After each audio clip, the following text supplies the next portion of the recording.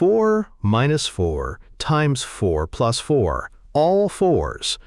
Your brain sees a pattern and wants to simplify this, and that's exactly where you'll mess up. Most people see this and go left to right like they're reading a book.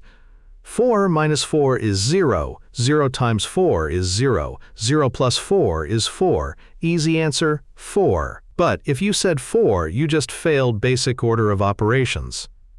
Multiplication doesn't wait its turn, it cuts in line. You have to do 4 times 4 first, before any addition or subtraction happens. Here's how it actually works. 4 times 4 equals 16.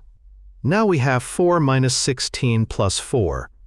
Going left to right, 4 minus 16 equals negative 12.